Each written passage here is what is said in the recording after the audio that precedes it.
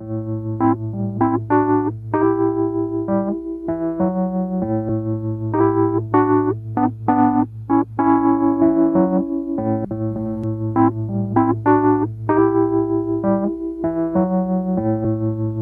el aire de Radio Uruguay, inventamos entre todos la máquina de pensar. Acompáñenos en un viaje a través de los universos que vibran dentro de los libros. Bienvenidos al corazón de las palabras. La máquina de pensar. Conduce Pablo Silva Olazábal. Produce Gustavo Germán. Auspicia Biblioteca Nacional y Centro Cultural de España.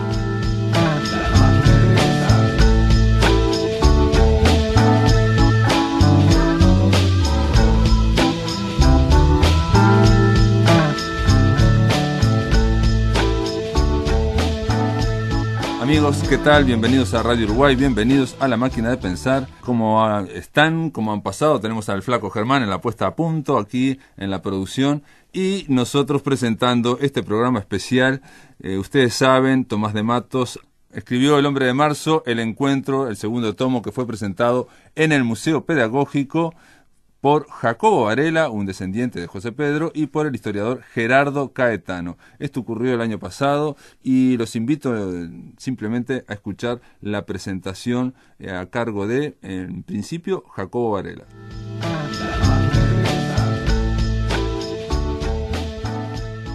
Muchísimas gracias, buenas noches. Y quizá quite un poco la solemnidad de este acto, si me permiten, haciendo una confesión. Ser descendiente de José Pedro Varela es una carga, es una responsabilidad muy grande y en la familia lo hemos asumido como tal. Sobre todo, bueno, cuando uno iba a la escuela, era chico, Varela rimaba con apagó la vela, rimaba con la escuela, con la abuela, con mortadela. Y yo les confieso que en la década del 50, cuando iba a la escuela, yo no quería ser descendiente de José Pedro. Yo prefería ser pariente de Obdulio Varela. En la familia no se le ha hecho un altar a José Pedro, eso sí, se le llama José Pedro. Para el resto de la población es Varela, para nosotros en la familia es José Pedro. Ni sé si todos en la familia tienen un retrato de él colgado en la pared, no lo sé. Pero sí un enorme respeto por esa figura que fallece cuando mi abuelo Jacobo tenía 3 años. Entonces no hay anécdotas familiares que uno pueda traer porque mi abuelo no las conocía. Como les digo, no hay un culto, ni nos sentimos que somos los depositarios del ideario vareliano en la familia. Por lo tanto, ni sé si todos han leído la obra de Varela en la familia. Yo por lo menos no la había leído completa, pero un día en la feria del libro tropiezo con un libro que es El Hombre de Marzo, años atrás. Y lo compré, me atrajo y lo compré, y me atrapó.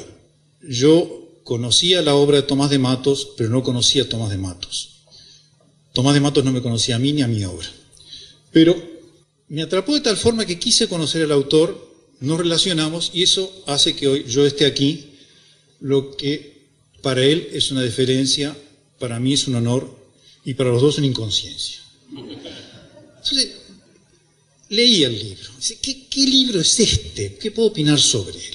Es una novela, por supuesto, porque el autor imagina diálogos y situaciones, ¿sí? Le da vida al personaje, pero es una novela histórica, efectivamente, porque narra acontecimientos históricos de la historia de otro país y habla de personajes, acontecimientos históricos, bueno, la historia de la Reforma, pero no es la historia de la Reforma, sencillamente, es una especie, la Reforma es algo más dentro de la historia de esos años de la República de Uruguay.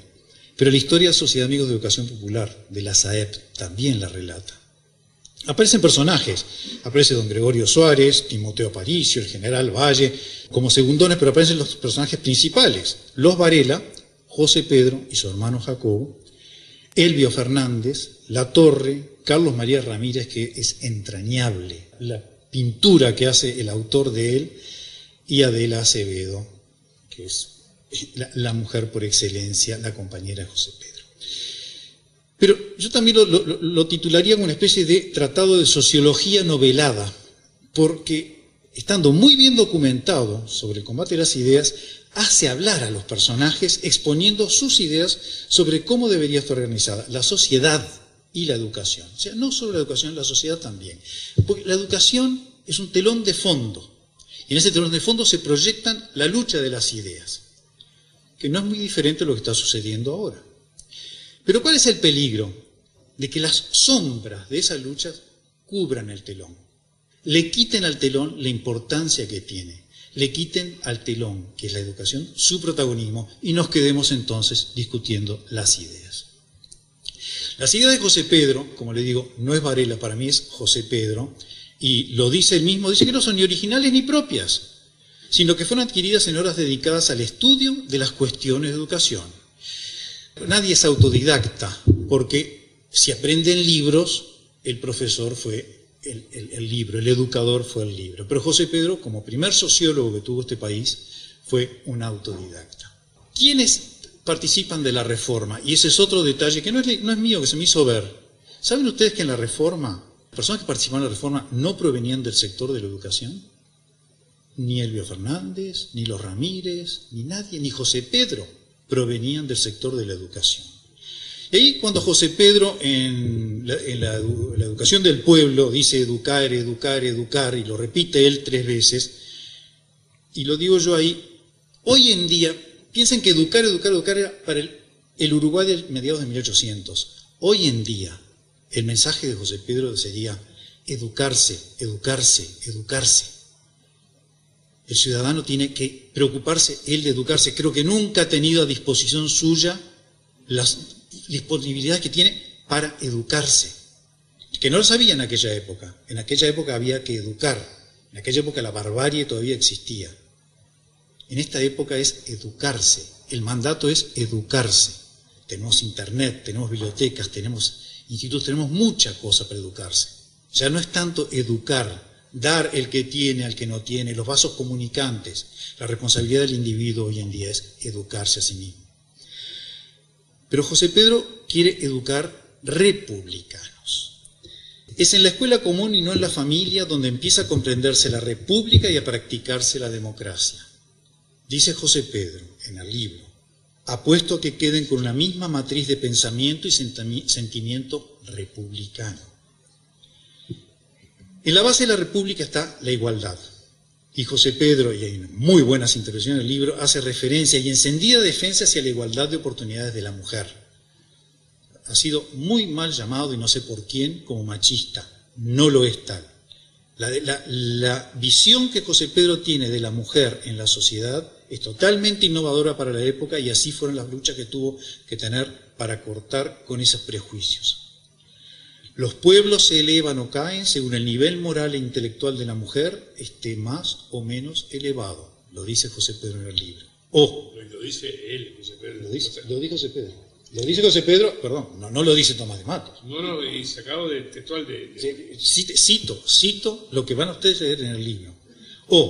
Medid la altura de las mujeres y tendréis la altura de un pueblo. En la base de la república está la libertad de expresión. Y es magnífico el relato que el autor hace del juicio que se le sigue a José Pedro, como dije, por una presunta difamación, y que José Pedro transforma en una defensa no del derecho de un individuo, sino el derecho a la libertad de prensa. En la base de la república está la ley y el imperio de la ley. El autor pone en boca de un personaje la frase: creemos que para transformar la realidad basta con dictar leyes. En otro pasaje dice: no cayendo en los espejismos de leyes perfectas pero inaplicables, no empantanándose en discusiones interminables, o sino también hablando de la ilusa exaltación de la ley como benéfica transformación de la sociedad. Para terminar con José Pedro diciendo ahí sí, el hombre solo obedece voluntariamente a lo que cree justo.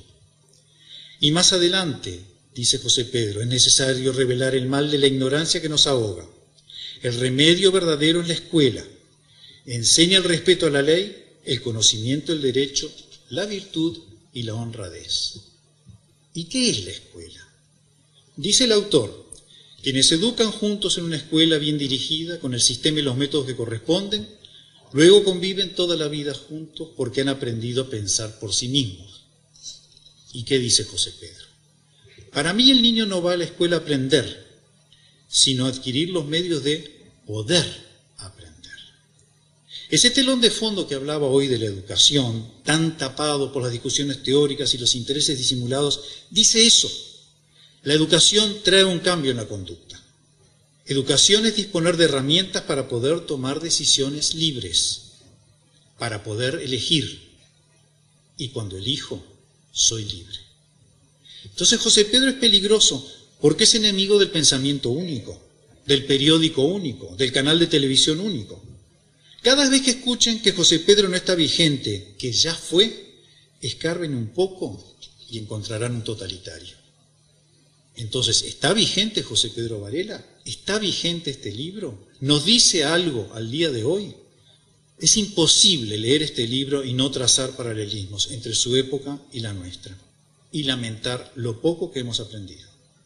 José Pedro Varela está vigente, porque las respuestas que da a las tensiones de hoy pasan por aprender a enseñar, por aprender a aprender, por aprender a pensar con autonomía, por aprender a disentir con respeto y por aprender a ser, que al fin y al cabo es la finalidad de la educación y de todo lo que trata este libro. Muchas gracias. En el aire de Radio Uruguay, La Máquina de Pensar.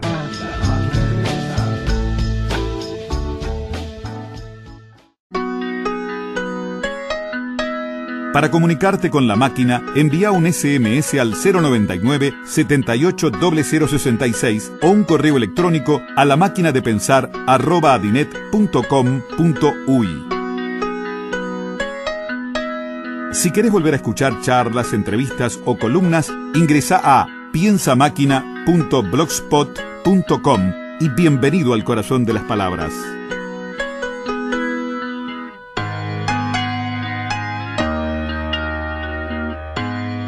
Ahora en este segundo bloque vamos a escuchar la presentación del Hombre de Marzo, el encuentro, este segundo tomo y definitivo sobre la vida de José Pedro Varela, a cargo de Gerardo Caetano. Muy buenas noches. Bueno, en primer lugar quiero agradecerle a Tomás la invitación a acompañarlo en la presentación de este libro, pero acompañarlo en esta aventura titánica de estos dos libros que han valido la pena. Claro que han valido la pena. Entre otras cosas porque estos dos libros, como decía Jacobo, vuelven a traer a José Pedro Varela y a la educación del pueblo al 2013. No es que no esté en el 2013 la educación del pueblo. No es que en el 2013, hoy, una vez más, el Uruguay sea hijo de su educación y que la educación sea el primer tema del futuro.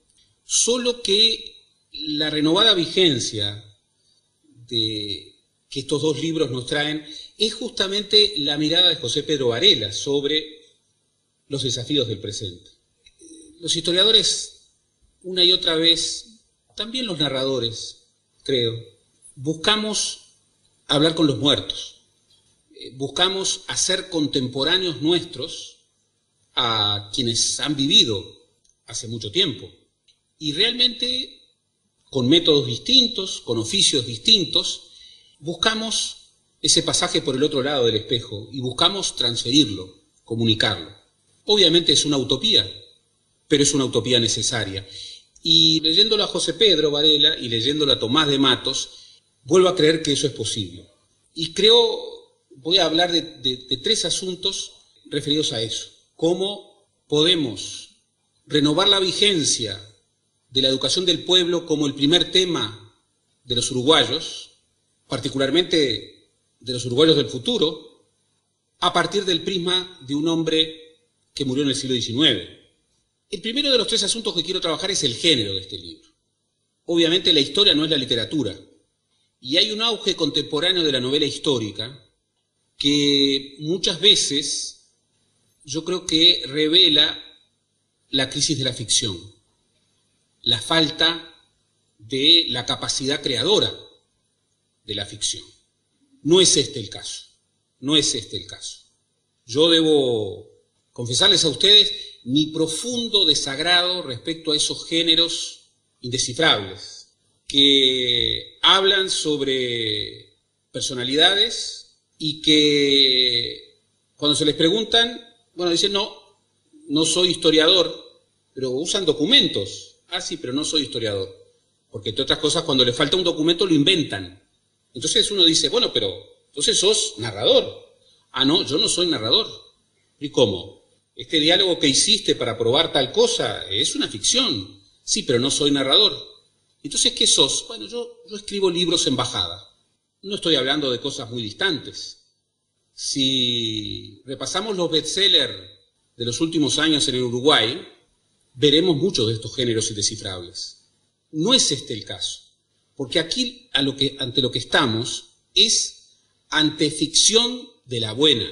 Aquí estamos ante el narrador extraordinario que es Tomás de Matos, sin atajos perezosos, que desde la ficción puede utilizar los documentos de manera muy distinta a cómo los utiliza un historiador. Y no necesita inventar historias inverosímiles, que son simulacros, sino que desde la ficción puede interpelar y puede convocar a reconstruir el pasado desde otra manera.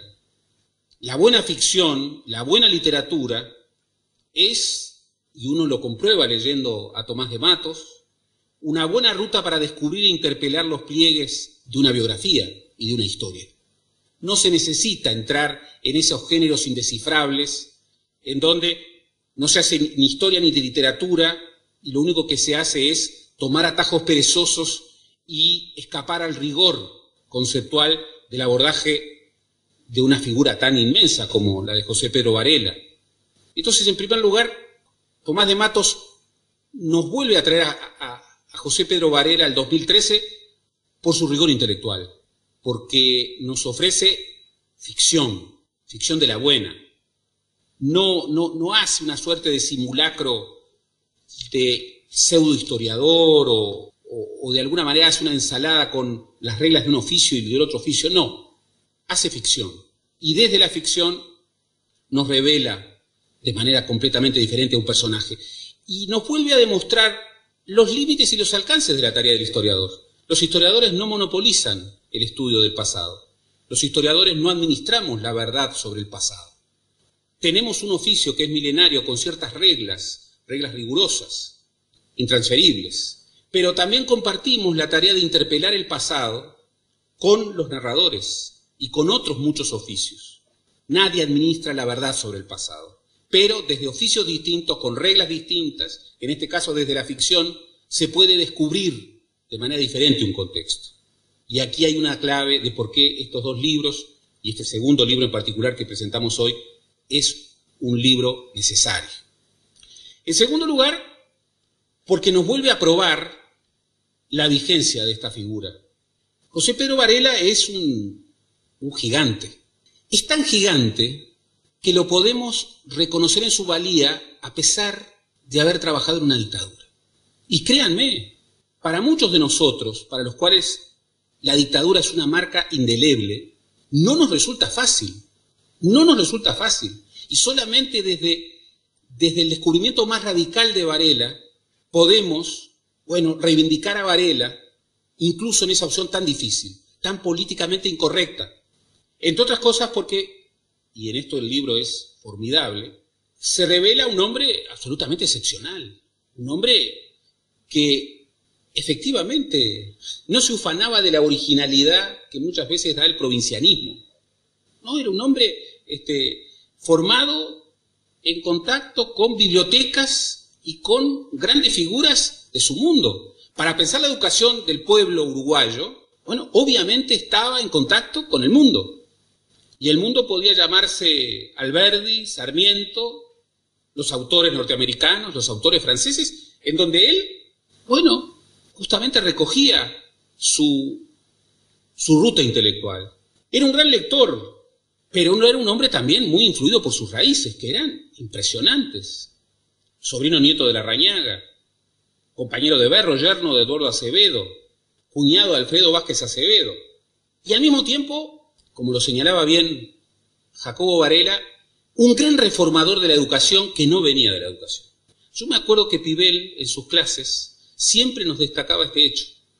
Y decía, José Pedro Varela y Alfredo Vázquez Acevedo son dos de los grandes reformadores de la educación uruguaya de todos los tiempos y no eran docentes. Lo hubieran querido ser, pero no lo eran. Lo cual, entre otras cosas, nos viene a señalar hoy más que nunca que la educación es demasiado importante para dejarla en manos solamente de los docentes. Es un tema en el que el primer lugar lo tiene la preocupación ciudadana por el alumno. Y es el tema más ciudadano de todos. Por eso todos están convocados al debate de las ideas y a la conducción de la enseñanza. No es un tema para expertos. Es un tema para el debate de ideas de todos los ciudadanos. Y Varela nos lo vuelve a probar. Incluso, muchas veces, tal vez, su origen eminentemente ciudadano y su vocación republicana lo lleva a un celo, a romper certezas, a romper bloqueos que tal vez a un docente le costaba más romper en aquel momento. Es un ciudadano que sentía la República como una pasión. No era, dijo muy bien Jacobo, no solamente discutir sobre la educación. Los debates de ideas sobre la educación eran los debates de ideas por el país, por la República. Era un hombre político. Su vida está cargada de política en el mejor de los sentidos. Tenía un sentido muy potente de la ciudadanía. No, tenía un sentido muy potente del bien común. Estaba involucrado cívicamente en los grandes debates de su tiempo. Y por eso, se involucró dando su vida por el tema que hace ya casi 150 años consideraba el tema más importante del país, la educación del pueblo. Fue un transgresor, un absoluto transgresor. Escuelas nocturnas para adultos, a finales del siglo XIX, capacitación docente, nuevos contenidos para los textos de estudio, regularización administrativa, gestión educativa, ciencia práctica, jerarquización de las ciencias naturales y de la educación física, jerarquización de la enseñanza moral, el pleito moral, evaluación integral de la conducta, educación sexual, la escuela como un mundo pequeño en donde la dimensión institucional del currículum establecía, fíjense ustedes, educación preescolar, desde los 3 a los 6 años, un gran ciclo educativo de los 6 a los 15, y luego la educación abierta, la educación terciaria. No se conmueve, realmente se conmueve, pero al mismo tiempo está su manera de concebir la conducción de la enseñanza. Y ahí temas realmente impresionantes. La educación del pueblo no era una educación centralizada, no era una educación estatalista, era una educación en donde, entre otras cosas, la conducción educativa estaba en manos de distritos, en donde había figuras que conducían la enseñanza, hombres y mujeres.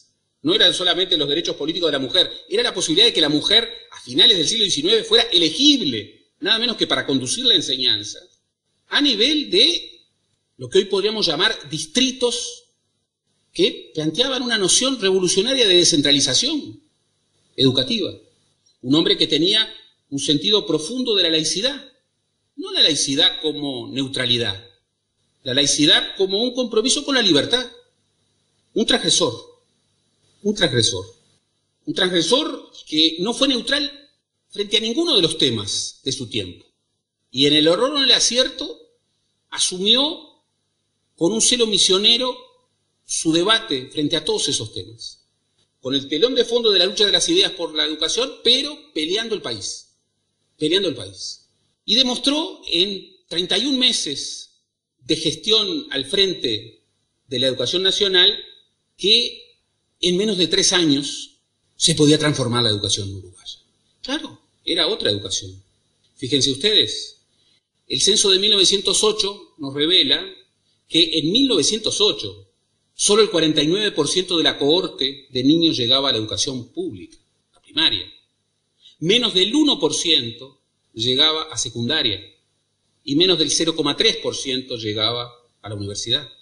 Ese 49% era un salto gigantesco que había logrado la reforma vareliana y que fue como el soporte para la otra revolución que vino 30 años después, impulsada, entre otros, pero protagónicamente, por alguien que había debatido fortísimamente con Varela, como era Valle de Ordóñez, que no le perdonó el haber asumido la difícil opción de ser el jerarca de la educación bajo la dictadura de Latorre, pero que luego recogió su legado y desde el legado hizo esa revolución que fue la ley de los liceos departamentales.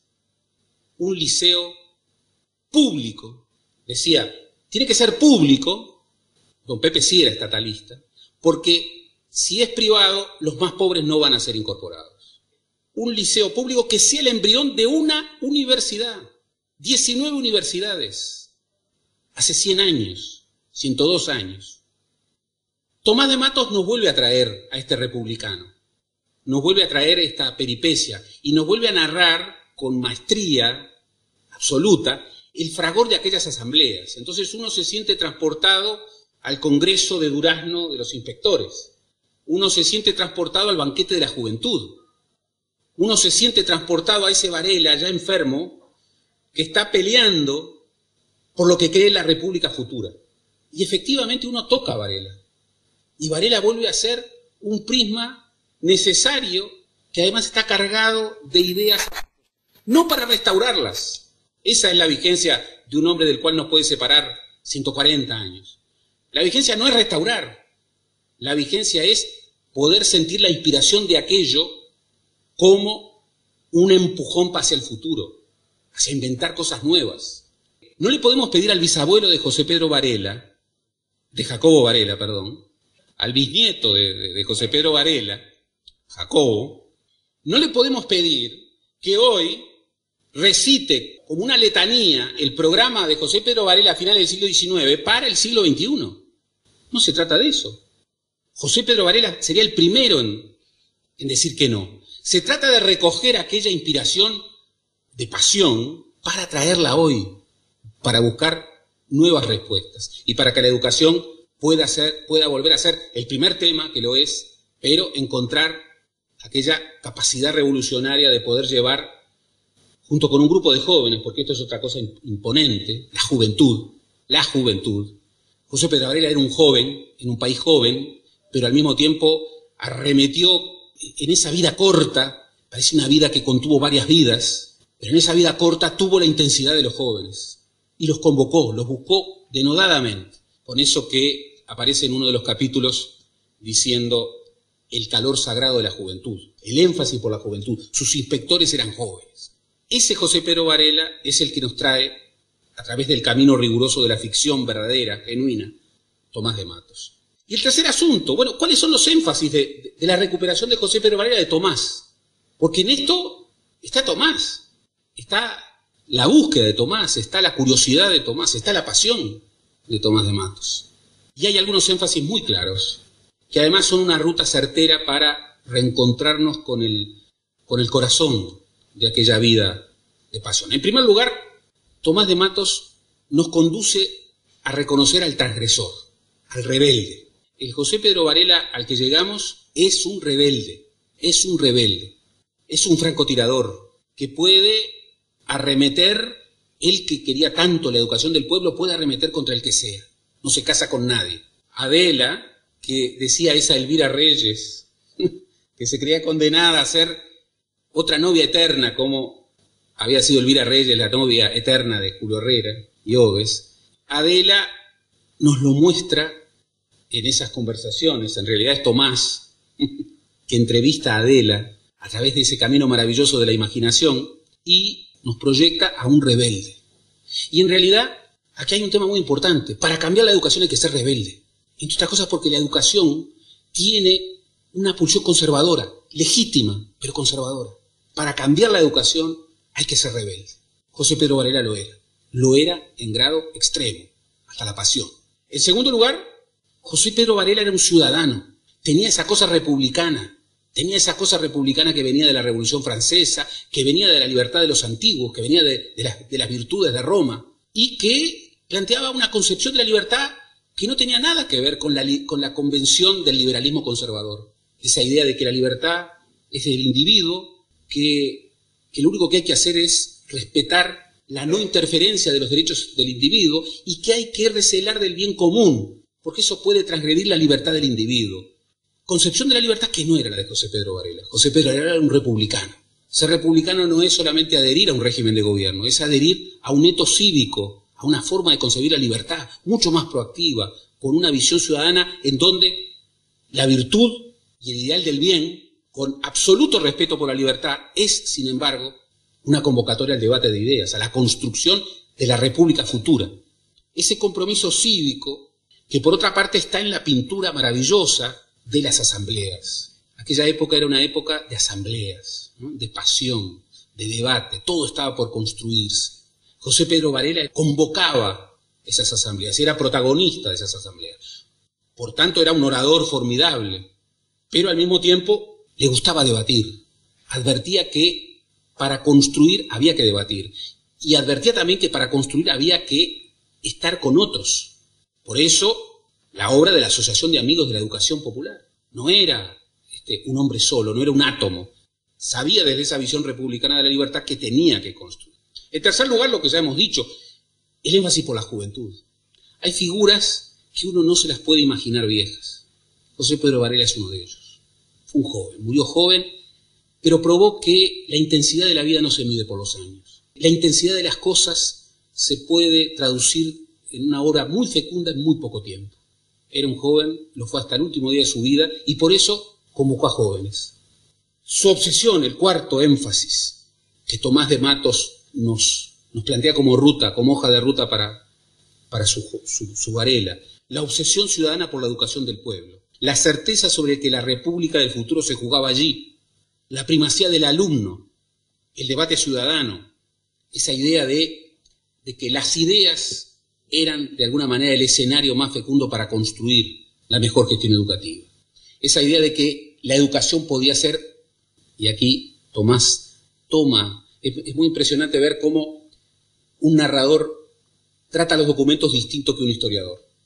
Una de las cosas que más me apasionó Tomás era justamente registrar esa otra manera de tratar los documentos. Y esa es una fascinación, porque son reglas distintas. Y un historiador que también tiene que apelar a la imaginación para interrogar a los documentos, solo que desde otras reglas, aprende mucho. Cuando un documento es reconocido, registrado, recortado, seleccionado, desde otra mirada, por un gran narrador, en este caso. Por eso, por el rigor de su género, que es ficción de la mejor, por el registro pormenorizado de esa vida apasionada de un hombre excepcional, que es una fuente de inspiración para lo mejor de la República, sobre todo de la República que viene, por esos énfasis que son hojas de ruta estupendas para reencontrarnos con José Pedro Varela. Estos dos libros, pero en particular este último, nos hace contemporáneos de José Pedro Varela.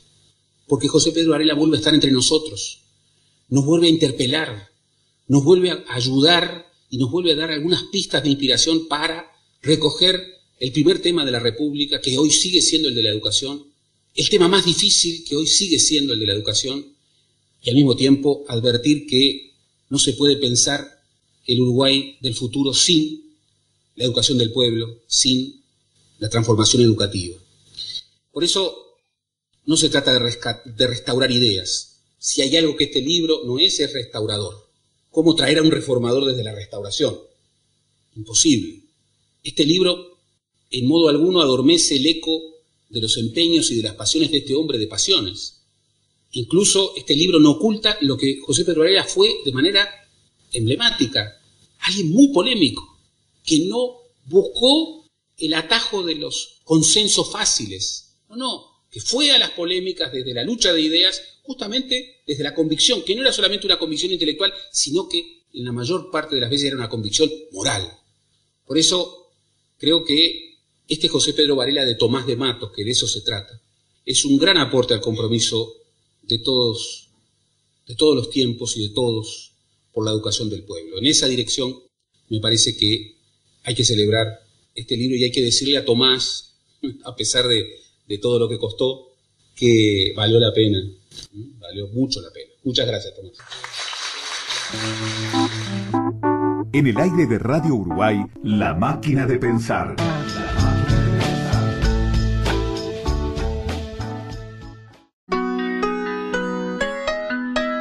Para comunicarte con la máquina, envía un SMS al 099 780066 o un correo electrónico a lamaquinadepensar@adinet.com.uy.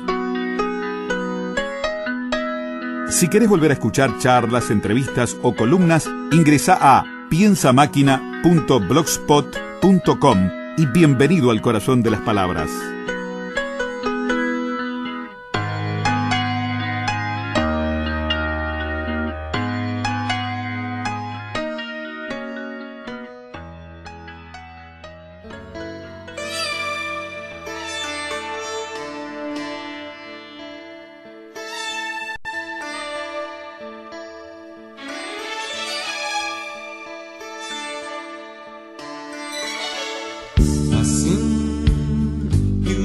Amanheceu lá no mar alto da paixão. Dava pra ver o tempo ruir. Cadê você, que solidão? Esquecerá de mim. Que há na terra, não há nada em lugar nenhum que vá crescer sem você chegar. Longe de ti tudo parou. Ninguém sabe o que eu sofri. Amar é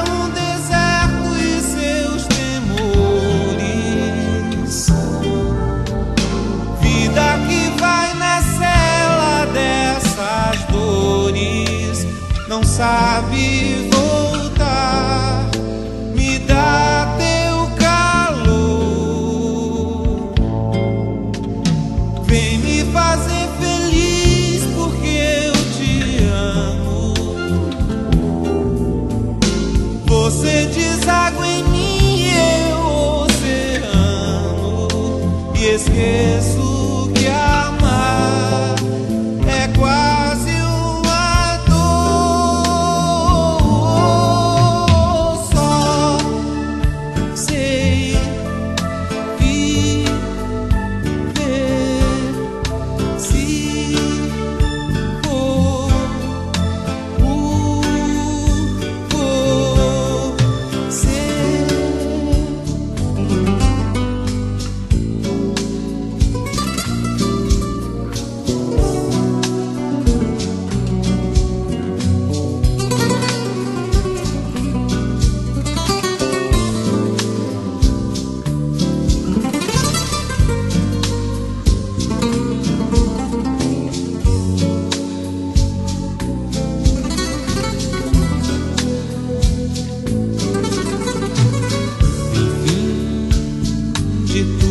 que há na terra, não há nada em lugar nenhum que vá crescer sem você chegar.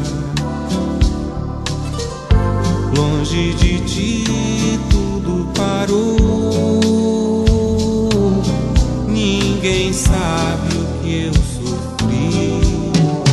Amar é um deserto e seus temores. Vida que vai na cela dessas dores. Não sabe voltar. Me dá teu calor. Vem me fazer feliz porque eu te amo. Você deságua em mim, eu oceano, e esqueço que amar é quase uma dor. Só sei viver se for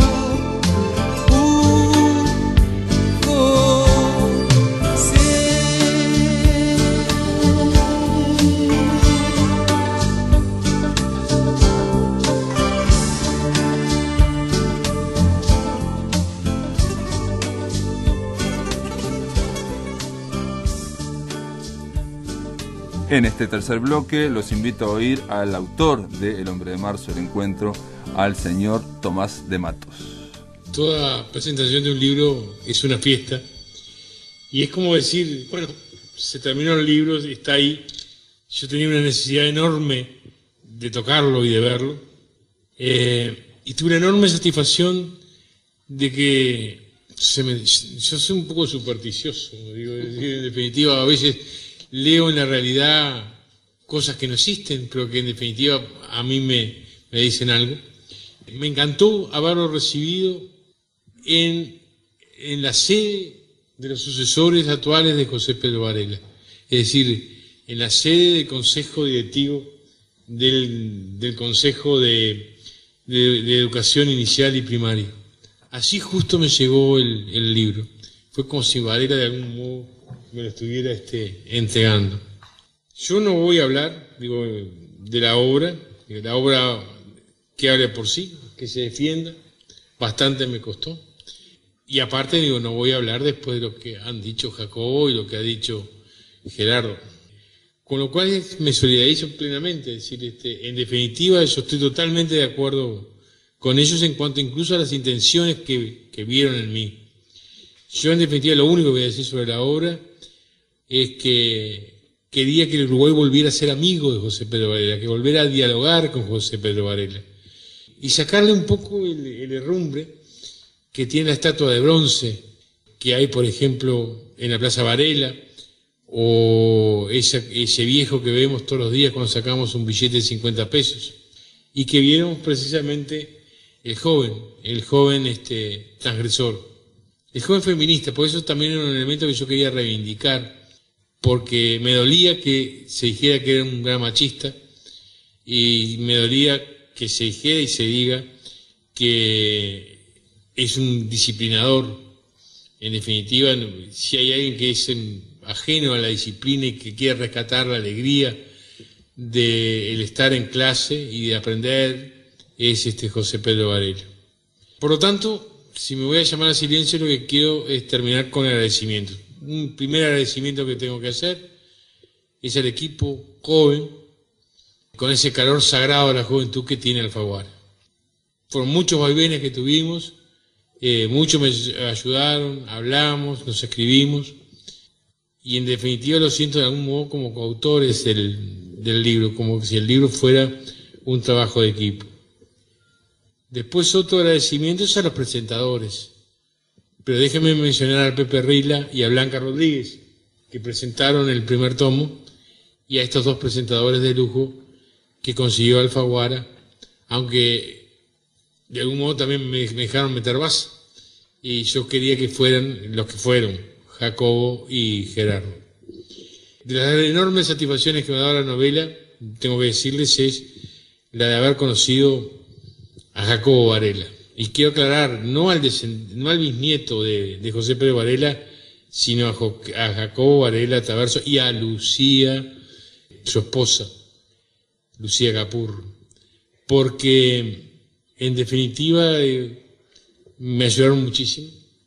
La novela además tiene menos errores históricos gracias a la intervención de Jacobo.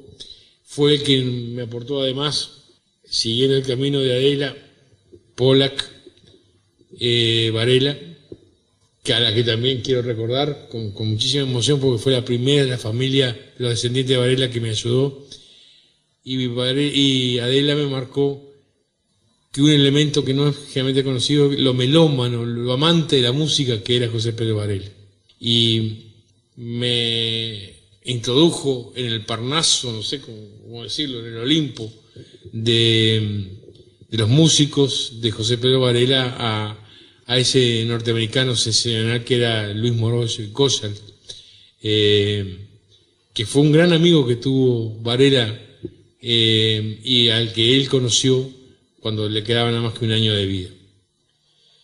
Bueno, vuelvo a decir, agradecer a los presentadores y agradecer a quienes me han ayudado de tantas maneras a preparar el libro.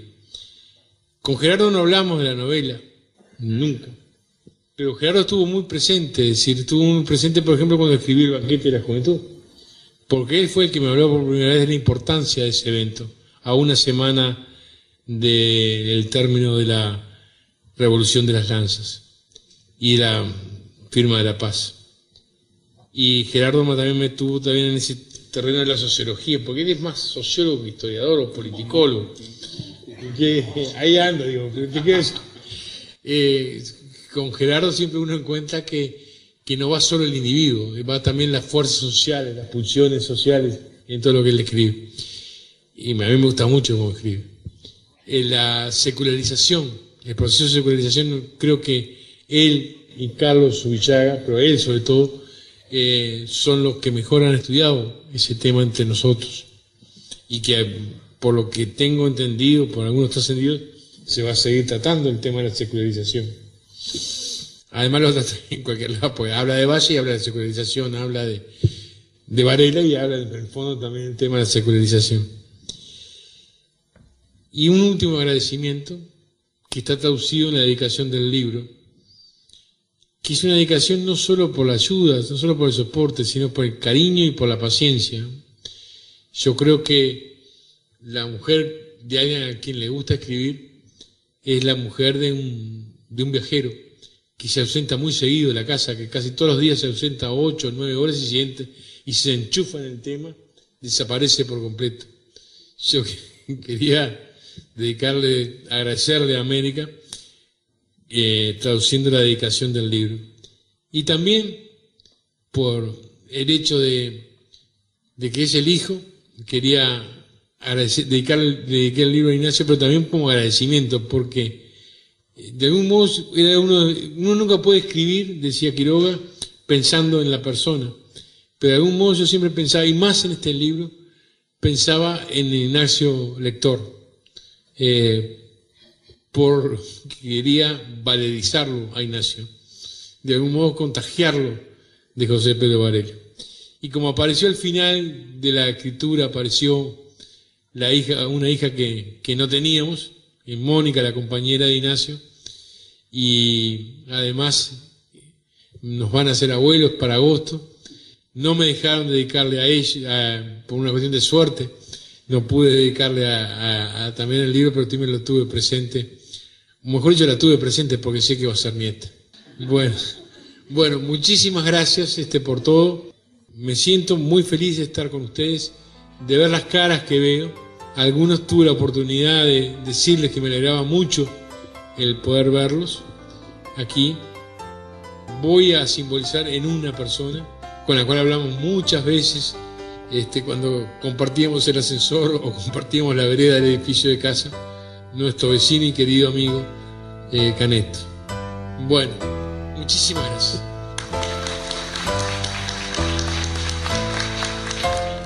Amigos, espero que hayan disfrutado, es un material valioso el que hemos compartido hoy. Mañana vamos a continuar hablando de historias, pero en este caso se va a tratar de historias mexicanas.